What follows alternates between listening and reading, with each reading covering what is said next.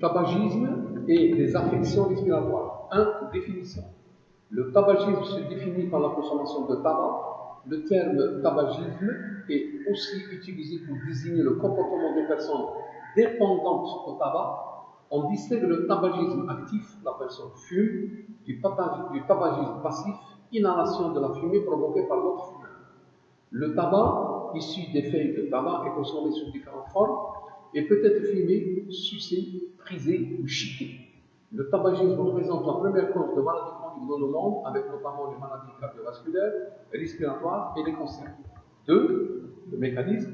Les cigarettes contiennent des goudrons, arômes et autres nombreux additifs. La nicotine contenue est quant à elle une substance psychoactive qui agit sur le système nerveux central et crée la dépendance au tabac. Les nombreux agents toxiques, voire cancérigènes, ont des effets sur la santé: augmentation de la pression artérielle, limitation de l'apport d'oxygène au cerveau et aux muscles, effets nocifs sur la grossesse, formation de caillots dans les veines et les artères, durcissement des artères provoquant accidents cardiaques et cérébraux, atteintes respiratoires, bronchite chronique et risque de cancer. 3. Effets sur l'appareil respiratoire. L'effet direct de la cigarette fumée et de ses composants toxiques touche le revêtement muqueux de la bouche, de la gorge et du poumon, où il se dépose. Il y a un passage de produits toxiques dans le sang à travers la membrane alvéolaire et capillaire.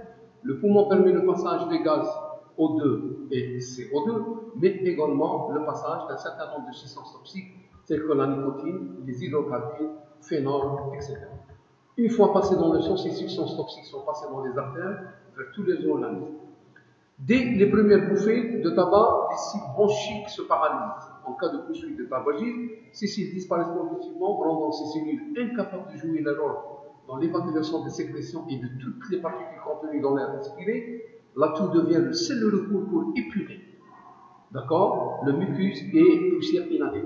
Les glandes bronchiques sécrètent plus de mucus. L'atout devient nécessaire aux fumeurs. La bronchite chronique s'installe.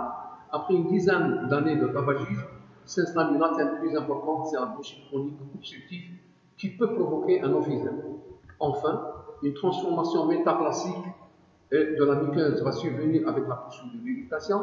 Cette métaplasie fait le lit des cancers du poumon. 4. Les différentes formes de tabac. Tabac léger, il ne faut pas confondre le tabac léger produit sur le paquet de certaines cigarettes avec une atténuation du risque. Les risques sont les mêmes qu'avec les autres cigarettes. Tabagisme passif. Par ailleurs, le tabagisme passif par inhalation de fumée est également très dangereux pour la santé, puisque les personnes exposées inhalent entre 4000 composés toxiques, dont 50 sont cancérigènes. Tabagisme passif ne rime donc pas avec risque zéro. La prévention et lutte contre le tabagisme. La meilleure prévention consiste à ne pas commencer à fumer. Dès l'arrêt du tabac, les bénéfices se font rapidement ressentir chez l'exprimeur: ralentissement des rythmes cardiaques, meilleur souffle, diminution de la nicotine et du monoxyde de carbone. Faire le point sur les avantages et les inconvénients de poursuivre ou non son tabagisme peut motiver à arrêter. Relaxation, activité physique et culturelle sont autant de moyens pour lutter contre le stress de l'arrêt du tabac.